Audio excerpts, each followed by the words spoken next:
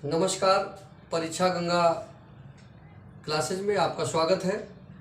प्यारे परीक्षार्थियों, आज के 3 दिन पहले जो मैंने वीडियो डाला था कि संभावित पाठ्यक्रम यूपी बोर्ड परीक्षा 2022, आप लोगों ने वीडियो देखा होगा, पढ़ा होगा। जो हमारी वीडियो को देखकर पढ़े होंगे, समझे होंगे, सुने होंगे, देखे होंगे, उनका पूरा का पूरा पेपर फंस गया है। परीक्षा गंगा में हम केवल यही तैयारी कराते हैं विद्यार्थियों को परीक्षा के लिए, जिन्होंने हमारे वीडियो को लाइक किया, सब्सक्राइब किया, जिन्होंने हमारे वीडियो को देखा और उसका पालन किया, अवश्य उन सभी बच्चों का बहुत अच्छा पेपर हुआ होगा। अतिशयोक्ति नहीं कहता हूँ, मेरे पास ये रिकॉर्ड है। देखिए, जिस पाठ का मैंने आपको बताया था, जिस पाठ्यक्रम को मैंने आपको बताया था, वो मैंने अलग कागज में एक नोट भी कर लिया था कि कहीं मेरी बात गलत ना हो जाए। लेकिन गलत नहीं हुई। भगवान जी की कृपा से, ईश्वर की कृपा से, हनुमान जी की कृपा से हमारा अनुमान सही हुआ। प्यारे बच्चों, परीक्षार्थियों, आज कल हम स्कूल से भी देर में आ पाए थे, इसलिए आज ये मेरे पास पेपर है, एक इंटर का और एक हाई स्कूल का। ये दोनों पेपर से मैं मिलान किया और मैंने अपने वीडियो को खुद चला करके देखा, मिलान किया, तो मेरे बताए गए सभी पाठ्यक्रम, पूरे पाठ्यक्रम में ऐसा कोई प्रश्न पत्र नहीं है, ऐसा कोई प्रश्न नहीं है जो ना आया। जिन विद्यार्थियों ने ठीक से देखा होगा और उसको अशिला माना होगा। देखिए, मेरे पास ये मत समझिए कि डिजिटल बोर्ड नहीं, चमक नहीं, धमक नहीं, हम सुंदर नहीं, ये चक्कर में मत पड़िए। हमने जो बात बताया वो आपको चक्कर में पड़िए। जो हमारी बात अच्छी लगी, जो हमारा जो है प्रश्न आपको आ गया, वो आपके भविष्य में जुड़ेगा, हम और हमारा बोर्ड नहीं जुड़ेगा। इसलिए मैं आप सभी लोगों से अपील करता हूं कि मेरी बात को, मेरी कही गई बात को आप सुनिए, सब्सक्राइब करें, आगे बढ़ाएं, दूसरे को लाभ दिलाएं। देखिए, हाई स्कूल में 70 में 70 अंक और इंटर में 100 में 100 अंक का फंस गया, पूरा का पूरा फंस गया। ये इंटर का पेपर मेरे पास है। आइए इंटर की बात कर लेते हैं। तो इंटर में देखिए, मैंने बताया था कि गद्यांश, पहले हम आपको विकल्पी बता दें। अच्छा, विकल्पी मिला लीजिए। विकल्पी बहुत सरल था, तमाम बच्चे एकदम घूम गए इंटर के पेपर में, नहीं कर पाए। अरे भैया, कितना सरल था। मैंने कहा था किताब से पढ़ लें, सब किताब से आया, एक भी किताब के बाहर का नहीं आया।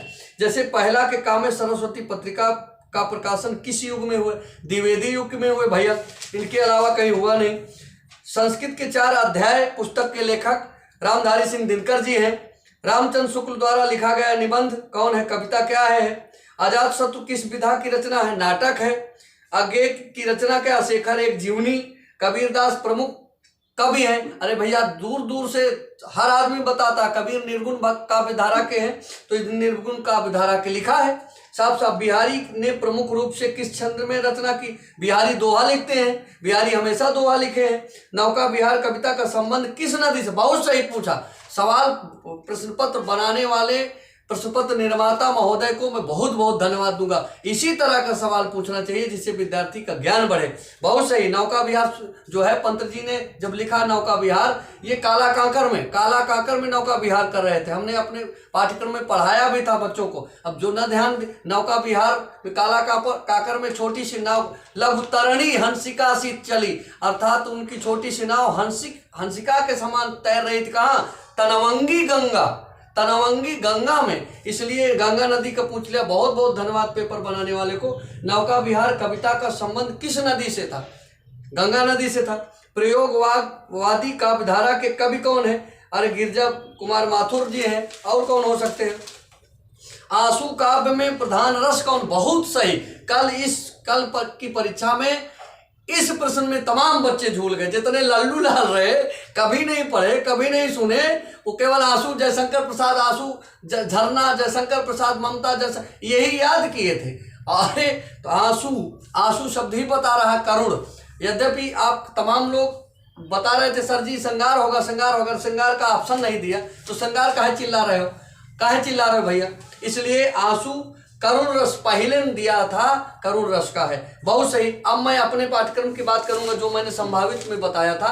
संभावित में मैंने बताया था कि गद्य अवतरण वासुदेव शरण अग्रवाल राष्ट्र का स्वरूप से आ सकता है और भाषा आधुनिकता से आ सकता है हम और हमारा आदर्श से आ सकता है, ये आ सकता है, लेकिन तमाम लोगों ने देखा होगा, तमाम लोग मेरे वीडियो को देखकर न देखे होंगे। तो आइए दिखाता हूं। ये देखिए साफ साफ लिखा है, राष्ट्र का तीसरा अंग जन की संस्कृति, राष्ट्र का स्वरूप वासुदेव शरण अग्रवाल से आ गया। और ये मुझे मानव जाति की दुर्दम हजारों वर्ष का रूप साफ दिखाई पड़ रहा, मनुष्य की जीवनी एक, ये इसमें से आ गया। तो लेकिन एक फंस गया, मेरा ये वाला फंस गया, राष्ट्र का स्वरूप। तो ये आपको बिल्कुल 10 नंबर का फंस गया, देखो 100%। और हम चौथा नंबर में चलेंगे, पद्यांश में चलेंगे। तो मैंने आपको बताया था कि पद्यांश कौन कौन से आ सकते हैं। मैंने बताया था श्रद्धा मनु से भी आ सकता है, पवन दूतिका से भी आ सकता है, महादेवी वर्मा के गीत से भी आ सकता है, और मैंने आहुति बनकर देखा में से आ सकता है। तो देखिए आ गया, मैं नीर भरी दुख की बदली, महादेवी वर्मा जी की गीत सेकंड है, आ गया पूरा 10 नंबर का फंस गया आपका। सावधान मनुष्य, ये तो खैर उसका है, अभिनव मनुष्य का, इसको मैंने नहीं बताया था, जिसको आता होगा धन्यवाद कर लिया होगा। इसके बाद मैंने वो साहित्यिक परिचय में देखो जो बताया था, सब फंस गए। मैंने साहित्यिक परिचय में बताया था कि साहित्यिक परिचय वासुदेव शरण अग्रवाल का, और जो है हजारी प्रसाद द्विवेदी का, और प्रोफेसर जी सुंदर रेड्डी का आ सकता है। देखिए हजारी प्रसाद द्विवेदी का भी आ गया है, प्रोफेसर जी सुंदर रेड्डी का भी आ गया है, दोनों का आ गया है। दो में से एक चाहे जो लिखना था आपने लिख दिया होगा। और देखिए मैंने कवियों का बताया था, किन किन कवियों का साहित्यिक परिचय आ सकता है। मैंने बताया था कि कैकेयी अनुताप से मैथिली शरण गुप्त का भी आ सकता है, और जो है नौका बिहार से भी आ सकता है, और जो है उसमें से आ सकता है गीत से भी आ सकता है, महादेवी वर्मा से। तो देखिए मैथिली शरण गुप्त एक फंस गए, ईमानदारी की बात, एक ही तो आपको लिखना था, 20 थोड़ी ना लिखना, एक फंस गया। मैंने कहा था कि ध्रुव यात्रा कहानी में मैंने बताया था कि ध्रुव यात्रा कहानी और बहादुर कहानी का सारांश पूछ सकता है, पंचलाइट का चरित्रण पूछ सकता है। तो बहादुर और ध्रुव यात्रा दोनों कहानी का सारांश कथा वस्तु देखो पूछ लिया, मैंने जो बताया दोनों आ गया। इसके बाद देखिए मैंने कहा था रसविरथी खंडकाव्य के तीनों का, आप ध्यान से मेरे वीडियो को फिर से देख लीजिएगा। मैंने कहा था तीनों का के चरित्र, का माने कृष्ण, का माने कुंती, का माने कर्ण, तीनों के चरित्रण याद कर लीजिएगा, एक का फंस जाएगा। इसमें पूछ लिया प्रमुख पात्र स्त्री पात्र का चरित्रण, प्रमुख स्त्री पात्र रसविरथी खंडकाव्य में केवल कुंती है, इसलिए कुंती का चरित्रण जिन्होंने पढ़ा होगा उसने लिख दिया होगा। अब मैं बात करूंगा संस्कृत साहित्य में। मैंने कहा था संस्कृत साहित्य में कि देखिए साफ साफ इसमें लिखा है, मैंने कहा था संस्कृत भाषा या महत्वम का गद्यांश आ सकता है, आत्मज्ञा का भी आ सकता है, जातक कथा का भी आ सकता है, और पंचशील सिद्धांत का आ सकता है, मालवीय का आ सकता है, ये मैंने बताया था। देखिए इसमें संस्कृत साहित्य संस्कृत भाषा या महत्वम का पहला ही आ गया, मालवीय का दूसरा आ गया। मैंने बताया था कि पद्यांश जो है मालवीय का भी आ सकता है, सुभाषित रत्नानी के तो बहुत इंपॉर्टेंट, मैंने बार बार बताया था कि सुभाषित रत्नानी का आएगा आएगा आएगा।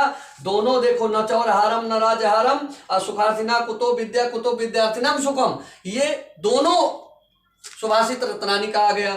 देखिए 7 नंबर 14 नंबर के एकदम फिट फंस गया, इसमें किसी प्रकार का संशय नहीं है। जिस विद्यार्थी ने तनिक भी मेहनत करके थोड़ी से भी वीडियो देखा होगा और पढ़ा होगा, उसका बहुत अच्छा पेपर हुआ होगा। अब 9वां प्रश्न मैंने कहा था कि आप लोग व्याकरण किताब से पढ़िएगा, बहुत अच्छी व्याकरण है और किताब से ही आ गई। देखिए, और सरल लोकोक्ति मुहावरा भी सरल पूछे, कोई कठिन नहीं है। अक्ल का दुश्मन का अर्थ पूछा है और वाक्य प्रयोग पूछा है, बहुत सरल। अक्ल का दुश्मन होना माने बुद्धि से भ्रष्ट होना, यानी मैकुलाल अक्ल का दुश्मन है, जो काम करता है वो गड़बड़ा देता है, यही लिख देते, बढ़िया नंबर मिल जाता। गागर में सागर भरना, थोड़ी बात में बहुत कुछ कह देना, अर्थात मान लीजिए हमको कह दीजिए अनिल सरोज सर जी अपने थोड़ी सी बात में बहुत कुछ कह जाते हैं, गागर में सागर भर देते। हाथ पीले करना, शादी करना, कितना सरल था। मुंह फुलाना माने गुस्सा जाना, बहुत सरल था भैया, इससे सरल पेपर कभी नहीं आ सकता। हमको सरल लग रहा, आपको कठिन भी लग सकता, लेकिन सरल था। अब देखिए 10वां में संधि पूछा है कि पुस्तकालय का सही संधि विच्छेद। अरे भैया दीर्घ संधि, पुस्तक धनालय बराबर पुस्तकालय, कितना सरल पूछा है, इससे भी सरल कुछ पूछ सकता का। तथेति, तथा धन इति, और तमाम एक और कंफ्यूजन वाला था तथा धन इति, तो भैया इति नहीं तथेति, छोटी ती है इसलिए तथा धन इति होगा पहला ऑप्शन सही। नायका, ये तथा धन इति तथेति गुण संधि है। नायका नय धन आका, ये नय धन आका बराबर नायका, ये आयादी संधि है। कितना सरल था। अब देखिए ख नंबर में दिए गए रूपों के जो है सही विकल्प पूछना था। तो आत्मनि शब्द में विभक्ति और वचन, तो आत्मनि शब्द का जो है विभक्ति वचन होगा और सप्तमी विभक्ति एक वचन का आत्मनि। नामसु, नामसु सप्तमी विभक्ति बहुवचन का रूप है। नामसु, बालकसु, बालकेशु, ठीक है ना, ये सप्तमी बहुवचन का है। तो इसे आपने बढ़िया से किया होगा, आ गया। देखिए अविराम अभिराम लिखा है। अविराम माने बिना रुके, अभिराम माने सुंदर, तो इसका ब नंबर विकल्प सही है। स्वर्ण और सवर्ण, स्वर्ण माने सोना होता, सवर्ण माने उच्च जात के लिए कहा गया, चौथा विकल्प ये सही होगा। ठीक है ना, किसी एक शब्द के दो सही अर्थ लिखना है। कर्ण माने कान, ठीक है ना, काल, काल माने समय, और मौत का अर्क, अर्क माने तत्व, अर्क माने, और सूर को भी अर्क कहते हैं, इसलिए कई दो दो आप लिख सकते हैं बहुत से। और ग नंबर में दिया जिसे जीता ना जा सके, कितना सरल है। अजय, अजय माने जिसे जीता ना जा सके। रास्ता दिखाने वाला माने पथ प्रदर्शक, कितना सरल है। और सबसे सरल ये है शुद्ध करने वाला। अनेकों लोगों ने गंगा में स्नान किया, अनेक लगा दो शुद्ध हो गया। एक गिलास गरम गाय का दूध लाओ, अरे भैया गरम गाय का दूध पियोगे क्या, कितनी हास्यास्पद बात। इसको ठीक से पढ़ते तो हंसते भी और जान जाते कि ये अशुद्ध है। इसमें साफ साफ लिखे एक गिलास गरम गाय का दूध लाओ, भैया गाय गरम नहीं होती, दूध गरम होता है, इसको शुद्ध कर दो। एक गिलास जो है गाय का गरम दूध लाओ, हो गया। ठीक, कितना वीर रस श्रृंगार रस का लक्षण सहित उदाहरण लिखना था। वीर रस श्रृंगार रस बचपन से आप कक्षा 9 से पढ़े हैं, फिर भी नहीं लिख पाए होंगे, नहीं लिख पाए होंगे मुझे विश्वास है। सब लिख, श्लेष अलंकार, उपमा अलंकार कितना सरल है, सब लिख डाले होंगे। दोहा और कुंडलिया कितना सरल है। दोहा तो आप कक्षा 9 से पढ़ते चले आ रहे हैं, कुंडलिया आपको 11-12 में मिला होगा, कितना सरल है, कुछ भी कठिन नहीं है। मैंने और देखिए मैंने कहा था कि ये इसमें लिखा, मैंने कहा था कि आपको शिकायती पत्र और ऋण पत्र याद कर लेना है, आवेदन पत्र भी आ सकता है। तो इसमें देखो शिकायती पत्र और शिकायती पत्र ही आया है, यानी सफाई हेतु उच्च अधिकारी को लिखना है, विद्यालय के पुस्तकालय की समस्या हेतु प्रधानाचार्य को पत्र लिखना था। 6 नंबर का था, तमाम बच्चों ने लिख लिया होगा। और मैंने 14 नंबर में निबंध भी बताया था भैया। निबंध मैंने बताया था कि पर्यावरण प्रदूषण, पर्यावरण से समस्या एवं निजात आप याद कर लीजिएगा। विद्यार्थियों का अनुशासन याद कर लीजिएगा। देखिए साफ साफ ये फंस गया है, पर्यावरण प्रदूषण 9 नंबर का है। और इसमें दिया है जीवन में पर्यावरण की आवश्यकता, अरे सब कुछ आवश्यकता है, पर्यावरण बिना तो आदमी मर जाएगा, कोई आदमी नहीं जिंदा रहेगा। इसलिए आपके सामने इंटरमीडिएट का पेपर है, 100 में 100 नंबर, यानी पूरे के पूरे मेरे बताए गए सारे प्रश्न आ गए। जिस विद्यार्थी ने थोड़ा भी ध्यान दिया होगा उसका बहुत अच्छा हुआ होगा। अब इसी शुभकामना के साथ आपने पेपर दिया, जिन विद्यार्थियों ने सब्सक्राइब किया, हमारे चैनल को देखा है और आगे बढ़ाया है, उनको मैं पुनः आशीष देते हुए और आने वाले रिजल्ट की शुभकामना देते हुए कि आपके बहुत अच्छे अंक आएंगे, आपके सबके 90 के ऊपर अंक आएंगे, इसी शुभकामना के साथ जय हिंद, जय भारत।